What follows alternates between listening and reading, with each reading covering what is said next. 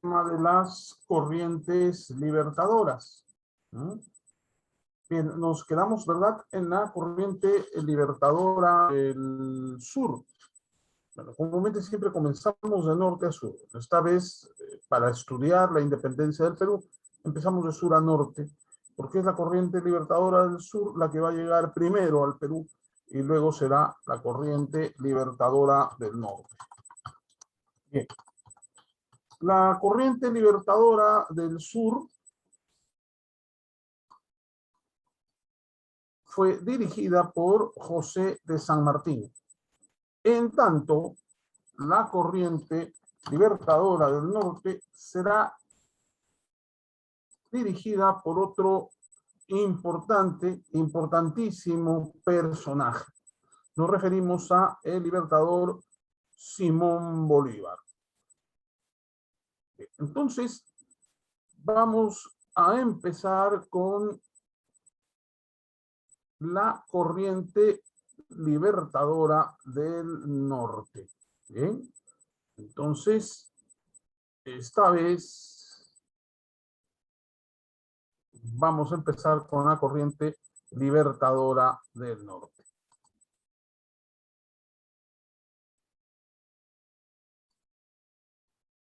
Bien, ¿qué es la corriente libertadora del norte?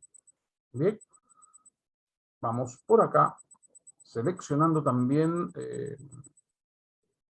un mapa conceptual y una línea de tiempo.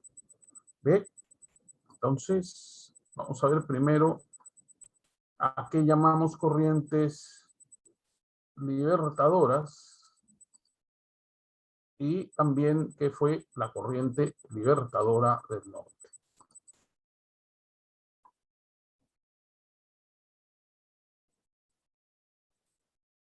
Muy bien.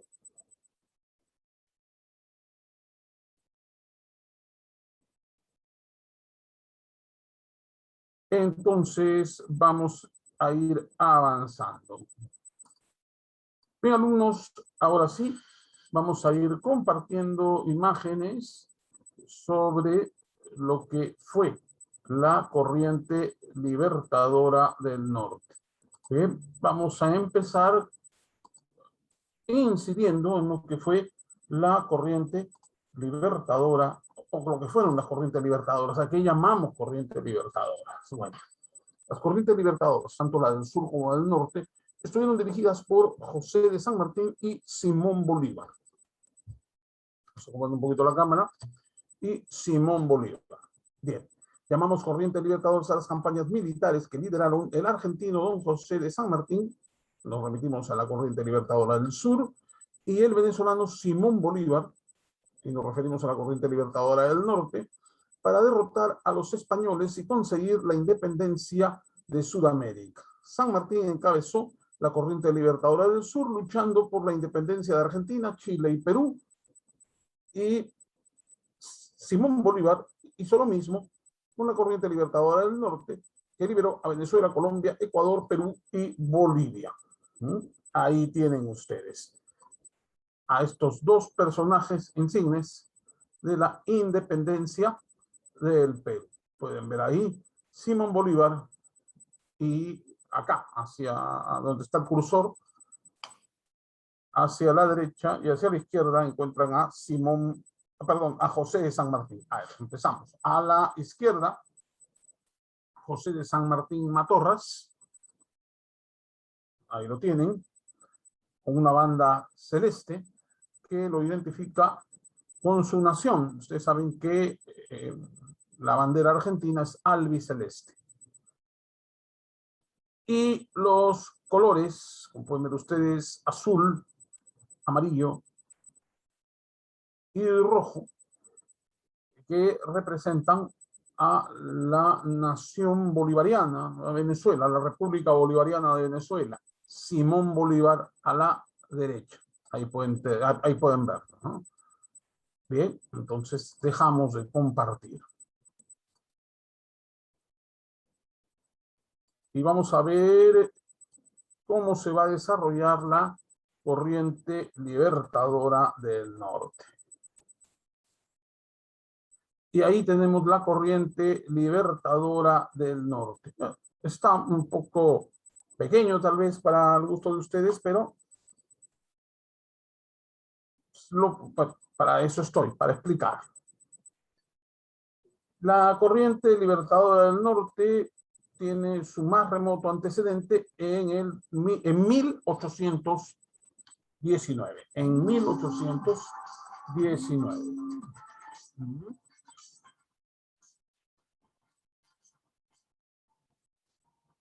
Bueno, en 1819 va a tener la corriente libertadora su más lejano o remoto antecedente. Mientras que 2 años antes se había iniciado la del sur. ¿Qué sucede? A diferencia del sur, donde Argentina para 1816 ya era un territorio independiente del yugo español, en la parte norte de Sudamérica, ninguna de las naciones que hoy conocemos gozaba de ese estatus de autonomía. Claro, señalamos para 1816 a las Provincias Unidas de Buenos Aires, aún no Argentina, ni tampoco Argentina tenía el tamaño que tiene hoy. Eran las Provincias Unidas de Buenos Aires, es decir, Buenos Aires y algunas ciudades aledañas eran un territorio autónomo, ya autónomo del yugo o del imperio español, como querramos denominarlo. Bueno, para 1819, aún estos territorios, sea el Virreinato de Nueva Granada, la Capitanía de Venezuela, aún se mantenían bajo el yugo español. Sin embargo, dicen, Bolívar consigue la independencia de Nueva Granada. Era como se le llamaba al virreinato que integraba la actual Colombia. Bien. El 7 de agosto de 1819 se lleva a cabo la batalla de Boyacá, con triunfo de los patriotas. La batalla de Boyacá con triunfo patriota. Bien, Boyacá queda en Colombia. Entonces, Bolívar logra con este triunfo la independencia de Nueva Granada, hoy Colombia, 1819. Pasa 1820, bueno, según esta línea de tiempo, sin algún acontecimiento trascendental. Y el 24 de junio de 1821 se lleva a cabo la batalla de Carabobo en Venezuela. Carabobo, Venezuela. Estamos hablando de un estado que actualmente integra la República Bolivariana de Venezuela, Carabobo. Bien, la batalla de Carabobo. Bien, batalla decisiva que permitió la independencia de Venezuela, también al mando de Simón Bolívar, al mando del general Simón Bolívar. Bien, ¿qué sucede en el año 1822? El 24 de mayo de 1822 se lleva a cabo la batalla de Pichincha. Pichincha es actualmente un departamento cuya capital es la ciudad de Quito. Bien. Debido a la batalla de Pichincha, Bolívar proclama la independencia de Quito. Ecuador aún no existía. La independencia de Quito. Entonces, el 26 y 27 de julio se desarrollan las conferencias de Guayaquil y vamos a 1822, donde justamente el 24 de mayo de 1822 se lleva a cabo la batalla de Pichincha, Independiente Quito. Lo vemos acá arriba. Luego vemos que justamente por este tiempo después, meses después, o pocos meses después, El 26 y 27 de julio se desarrollan las conferencias de Guayaquil y San Martín y Bolívar no se ponen de acuerdo. Bien, dijimos que San Martín tenía planes distintos a los de Bolívar respecto al Perú. San Martín quería que el Perú fuese una monarquía constitucional. Había planteado que el Perú fuese una monarquía constitucional. No tuvo éxito. No tuvo éxito a nivel interno, a nivel del Perú, ni tampoco en este caso, tampoco las Cortes Europeas aceptaron la propuesta de Bolívar. O sea, no tuvo éxito ni por el lado de los europeos, ni por el lado de los americanos. Específicamente hablamos de los peruanos y específicamente hablamos de Bolívar y Sucre. No querían una monarquía constitucional para el Perú, y principalmente Bolívar. Bien. Luego, al parecer, Bolívar como San Martín no estaban de acuerdo con las cuotas de poder si es que ambos peleaban por la independencia del Perú. Y una tercera situación, yo la considero más importante, es que San Martín ya no recibía ayuda por parte de Argentina y Chile. Le habían restringido la ayuda.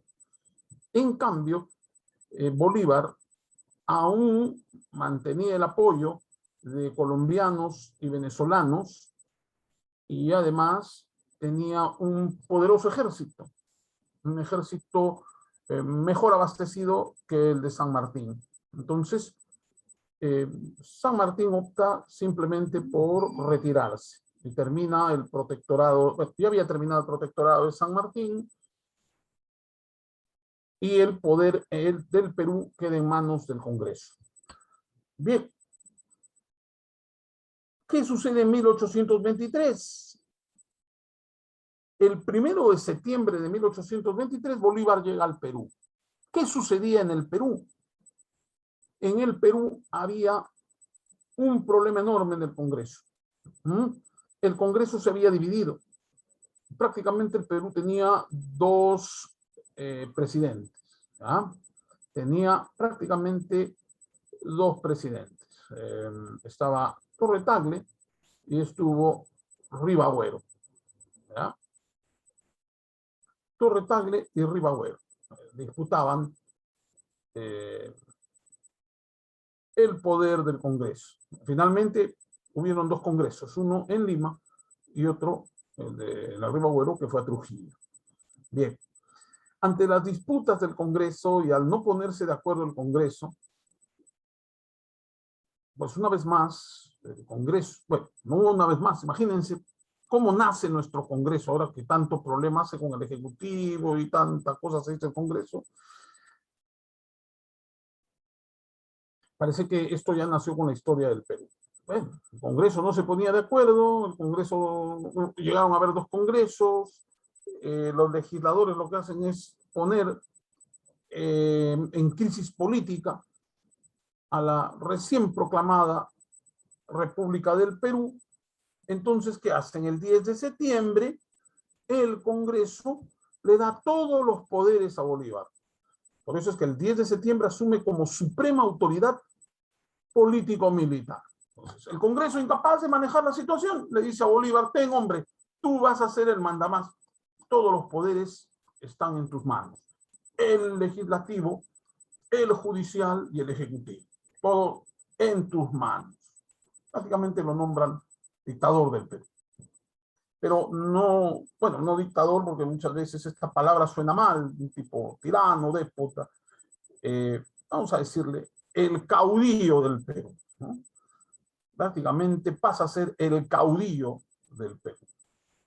Bueno, le dan todos los poderes y lo nombran libertador. El libertador Simón Bolívar. Bien. Vamos al año 1824, el más importante. Su paso por el norte en enero de 1824, el libertador cae enfermo de paludismo. Sin embargo, era fuerte y se llega a recuperar. Cabe señalar que Bolívar estuvo por Lambayeque, ¿sí? Tuvo un vestidura, fue Lambayeque. También va a tener contacto con los cajamarquinos, ¿no? Seguramente también con la idea de buscar hombres y pertrechos fue a Cajamarca. Hay dos cosas interesantes que he tenido la oportunidad de ver. Vamos a ver algunas obras que hace San Martín instalándose en Trujillo, donde en un primer momento va a ser su centro de operaciones. Prácticamente por ese tiempo, en el tiempo del Perú bolivariano, gobernaba Bolívar, Trujillo pasa a ser momentáneamente la capital, una capital de facto. Bien, entre lo que hace Bolívar en el Perú es, por ejemplo, fundar lo que pasó a ser la villa de Moncefú, después distrito. Funda Moncefú como pueblo, como villa.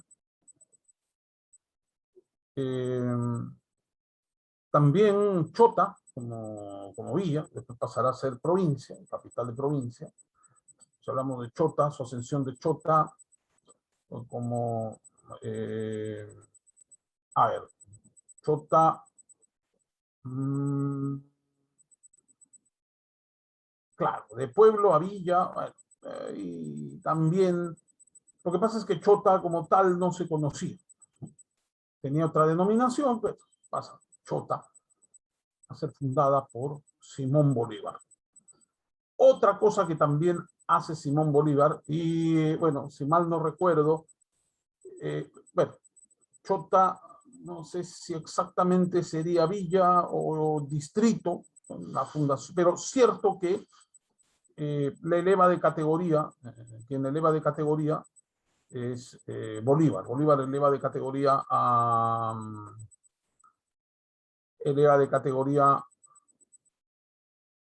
Chota y funda lo que ahora se conoce como Moncefú. Además, también va a tener una labor educativa. Va a fundar la Universidad de Trujillo, hoy Universidad Nacional de Trujillo. La Universidad Nacional de Trujillo es fundada por Simón Bolívar. Bueno, seguimos. ¿Qué más va a hacer Simón Bolívar?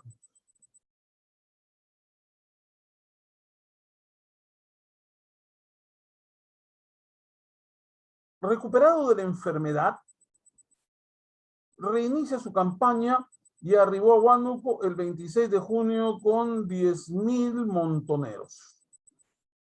Del norte, va subiendo de Trujillo, Cajamarca, y así va rumbo a Huánuco. Ancash, rumbo a Huánuco. No obstante, cabe señalar que antes de que Bolívar consiguiera esto, el ejército realista retorna a Lima el 29 de febrero de 1824. Como San Martín salió, los españoles retornan a Lima, ¿ya? Pero la idea de Bolívar, como gran estratega que era, es de ir de frente y directo al centro, al núcleo del poder español en ese momento. Entonces se va a Huánuco con 10.000 montoneros.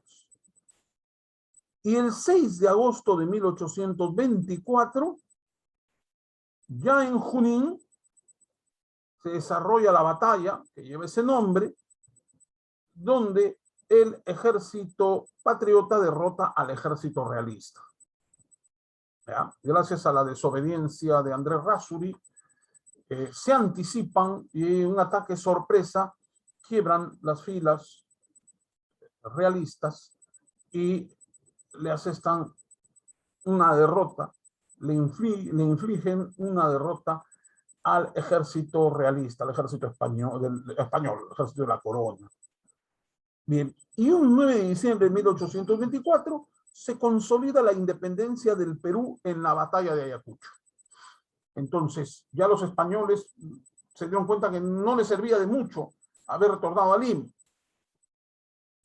Buscan a San Martín. Canterac es el encargado primero de enfrentar a las tropas de Bolívar, y la Serna tiene un interés personal por seguir el trámite de la guerra, y finalmente Sucre y Canterac se enfrentan. Sucre triunfa, y con esto, con esta batalla, ya los españoles se ven obligados a capitular. Ahí famosa la capitulación de Ayacucho, donde los españoles se comprometen a abandonar territorio patrio. Bien. Luego tienen el año 1825, el 11 de noviembre de 1825, se redacta la Constitución de la República de Bolívar. Es la Constitución Bolivariana de 1825. Una constitución antes, ¿no? Anterior, la de 1823, que queda sin efecto porque termina el protectorado de San Martín, se parte el Congreso, hay peleas en el Congreso, llega Bolívar, finalmente redactan una constitución.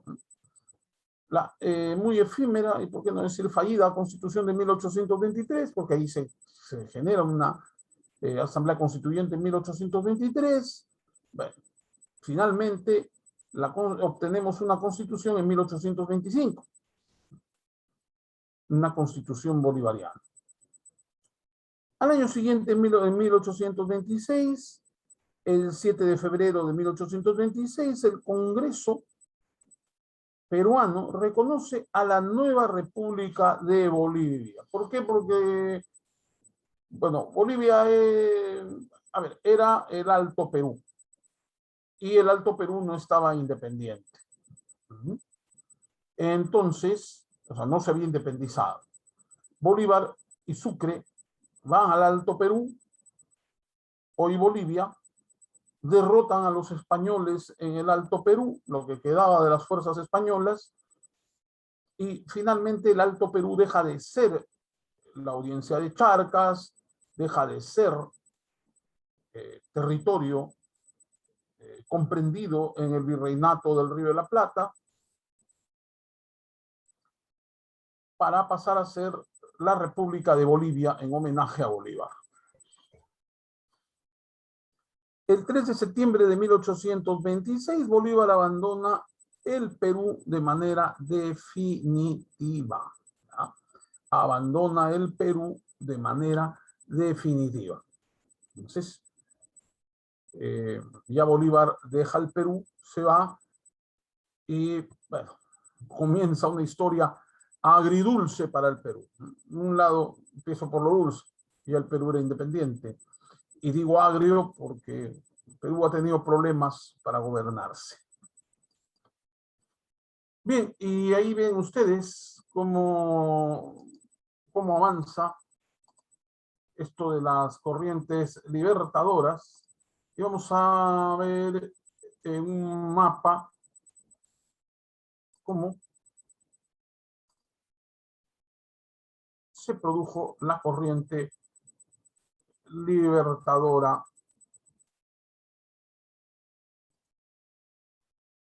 del norte. Muy bien, ahí tienen ustedes. Ahí tienen el mapa, y vamos a la parte norte, a la parte norte del continente sudamericano. En el cursor lo que les estoy señalando son las Guyanas. Ya para ese tiempo eran dominios territoriales de otras potencias europeas. No digo otras potencias europeas, tomando en cuenta que aún el Perú y estos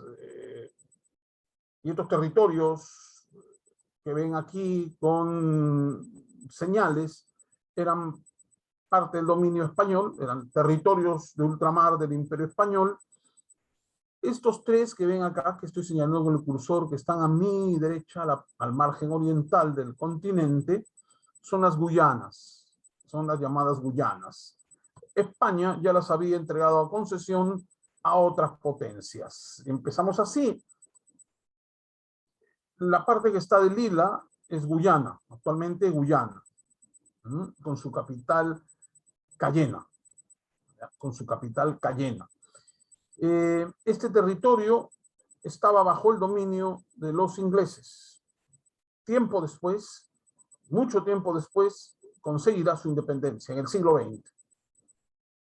Algo semejante pasará con la siguiente, la que ven de un color casi anaranjado, semejante al, al que acá está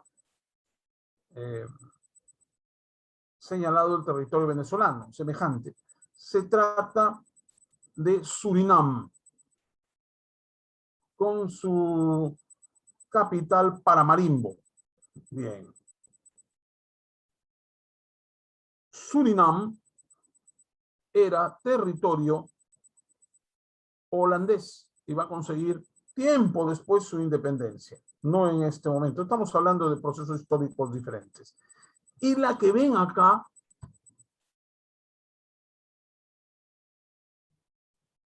de amarillo es Guyana Francesa, territorio aún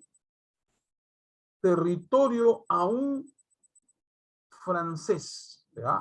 Territorio aún francés, ¿verdad? Es la Guyana Francesa, aún bajo dominio francés. Las otras dos Guyanas ya son independientes. La capital de esta Guyana Francesa es Georgetown. Bien, vamos ahora a ver estos espacios más grandes, más amplios. Acá pueden ver lo que era la Capitanía General de Venezuela y lo que era el Virreinato de Nueva Granada. Bien. Se produce la batalla de Boyacá primero, en el Virreinato de Nueva Granada. Bien. Entonces, en la batalla de Boyacá ganan los patriotas y consolidan la independencia de Colombia. Al año siguiente se produce la batalla de Carabobo en la costa atlántica de Venezuela. Y en Carabobo vencen también los patriotas y retornan a Colombia. Pasan por Bogotá, en ese momento Santa Fe, proclaman ya oficialmente la independencia, como lo hicieron en Caracas, hoy capital de Venezuela, y al año siguiente llegan a Quito, hoy capital ecuatoriana. Se celebra, bueno, no se celebra, se lleva a cabo, se celebra en estos tiempos, se lleva a cabo, se produce la batalla de Pichincha, que trae consigo la independencia de Quito.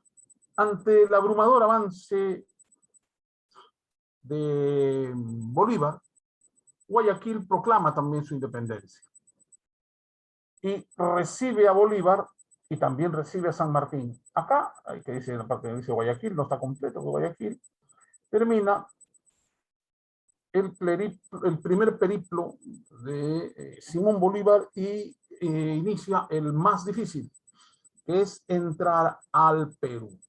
Bien, y en efecto consigue independizar el Perú luego de la batalla de Junín y Ayacucho. Muy bien. Ahí estamos viendo cómo se produce esto.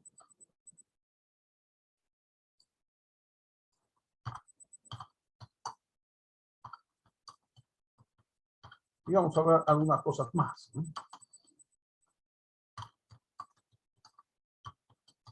Vamos a ver la era bolivariana en Perú.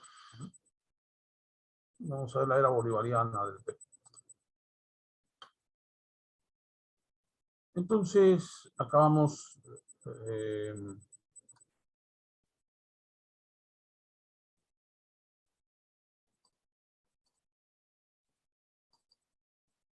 Vamos viendo el material correspondiente.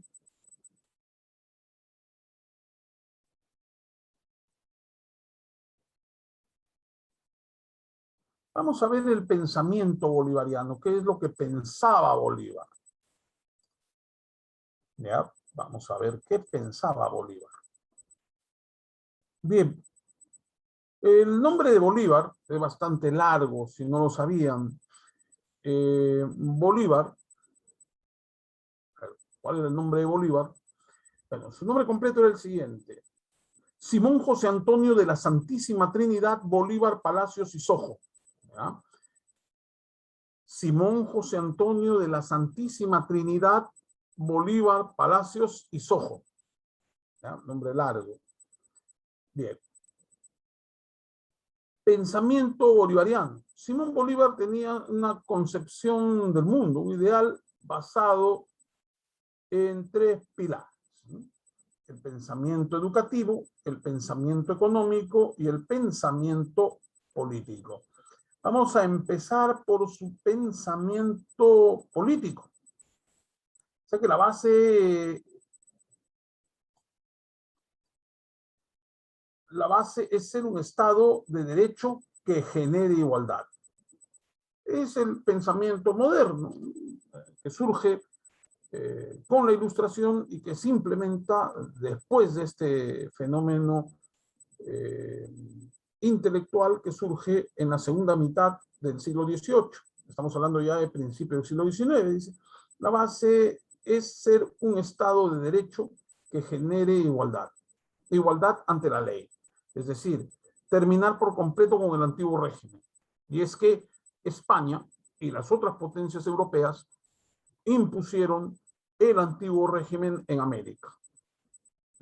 Estamos hablando del absolutismo. Bueno, salvo las 13 colonias que para ese entonces de la independencia ya era una monarquía constitucional, pero era una monarquía constitucional que por un tema dinástico, por un tema de estructura política, marginaba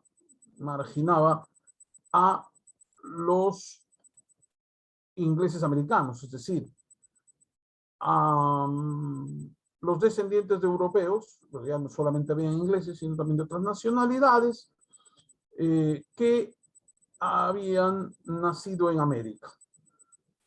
Que pasó lo mismo en el Perú. Bueno, ya no hay el hecho de que eres peninsular porque ya se rompió con el orden colonial.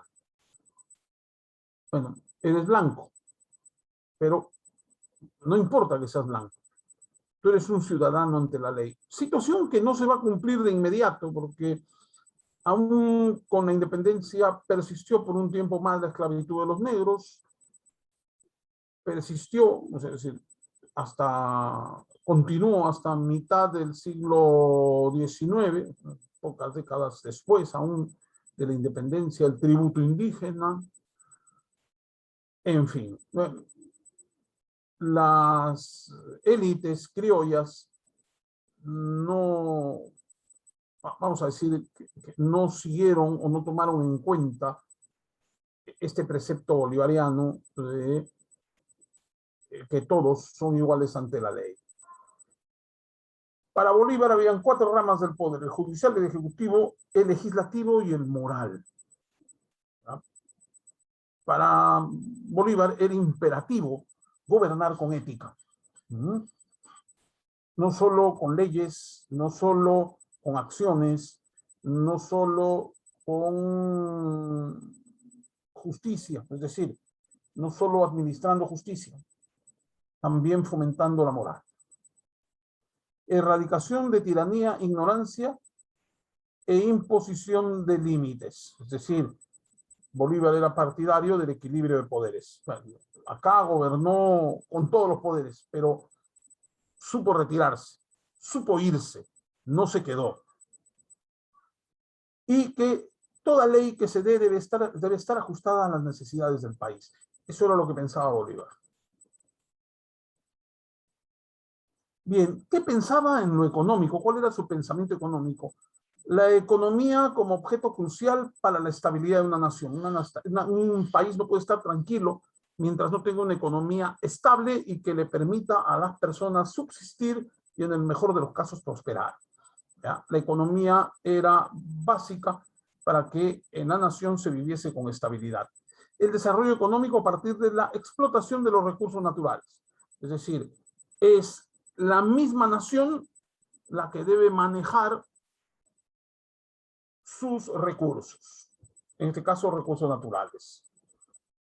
Su propuesta era lograr una independencia de Europa, realizar un aprovechamiento de los recursos dados por la naturaleza a los suelos de América, para luego ofrecerlos con un valor monetario al pueblo europeo, y las ganancias deben ser invertidas en las necesidades del país. Es decir, a Europa le damos lo que extraemos de nuestro suelo, lo que extraemos de nuestro mar, los recursos naturales que hay en América, ¿ya? Se los ofrecemos por un valor monetario que consideramos el que se debe dar, el justo, y esas ganancias deben ser invertidas en las necesidades del país.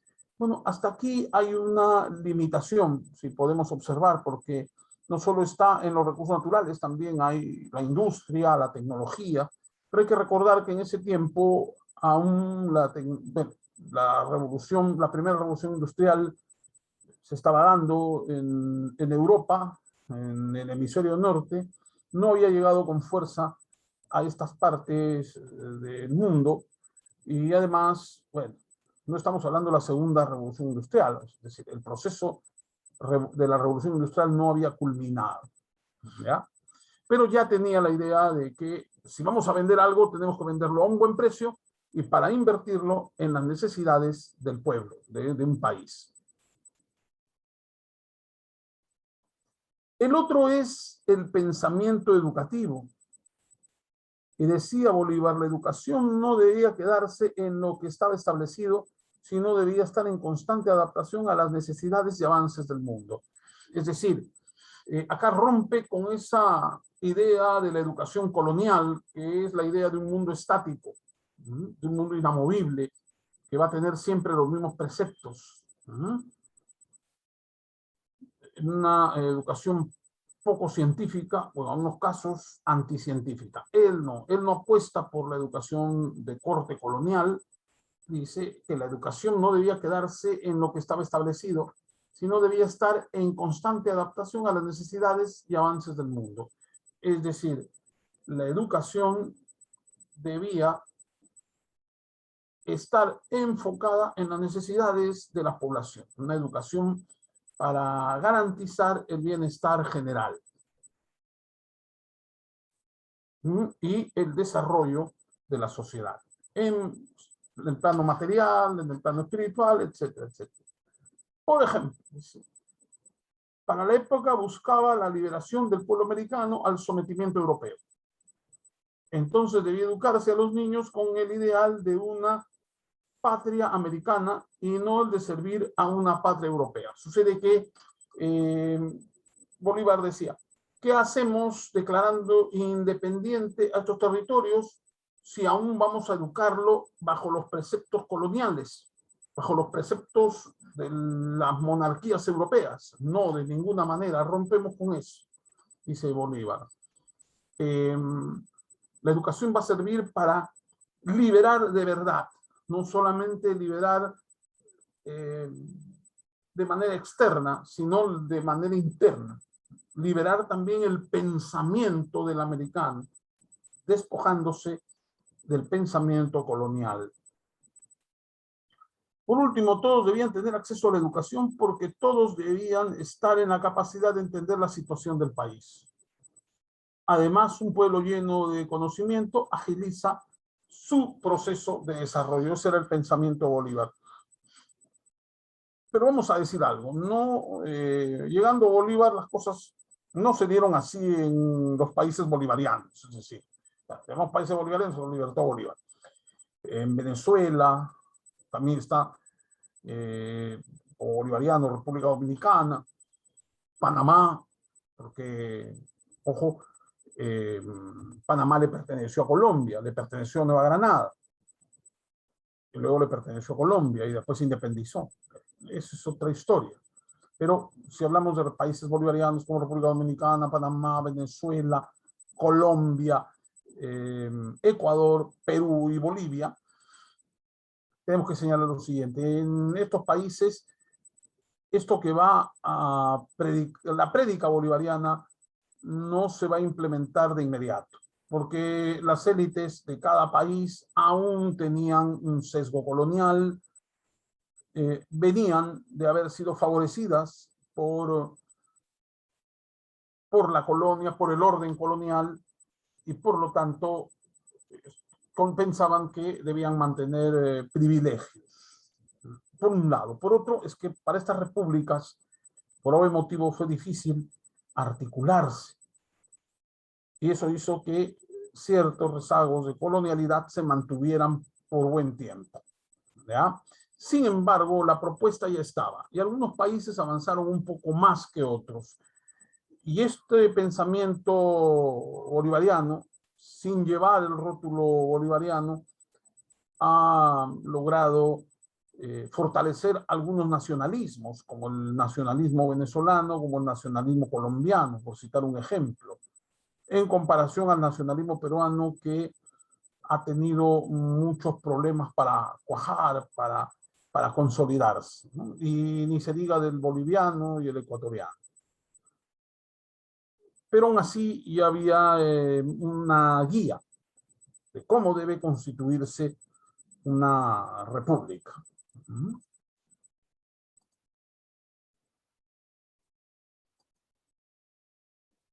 Bien, entonces ya hemos salido de la pantalla y estos son los aspectos más importantes.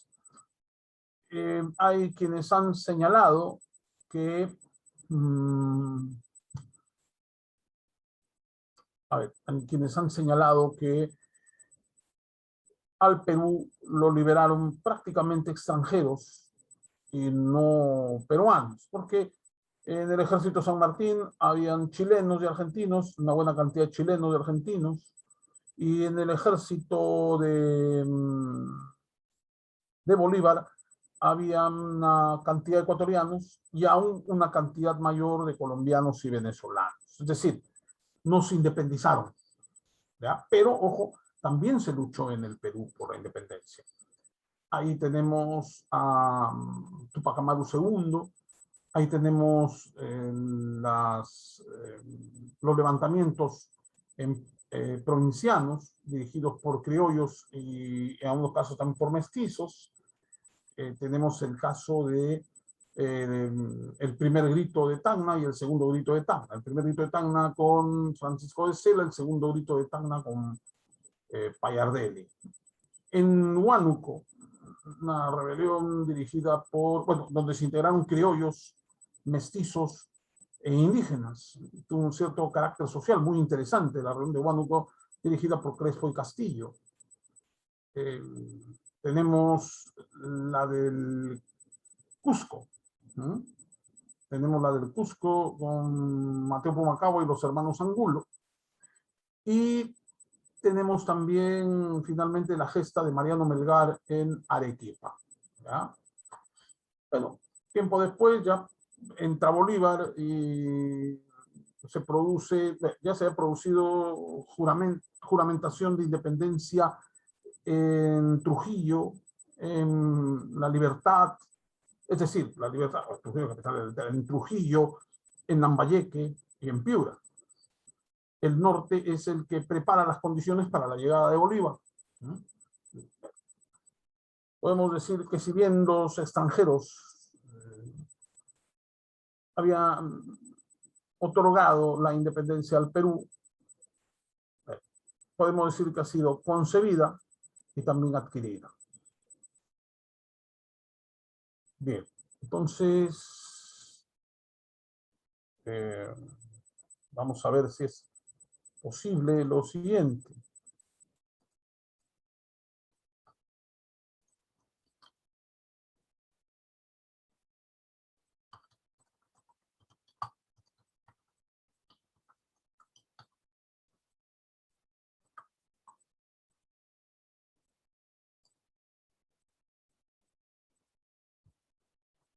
Vamos Vamos a ver.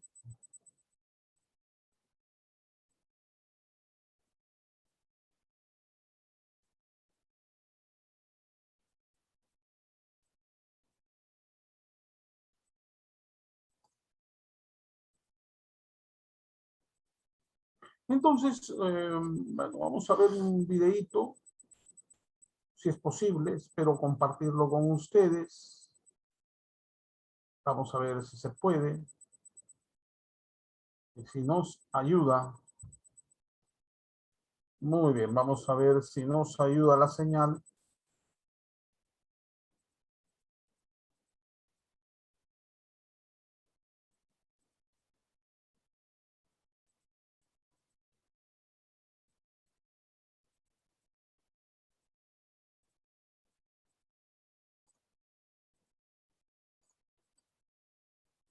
A ver, ahora sí, vamos a ver si es posible. A ver, chicos.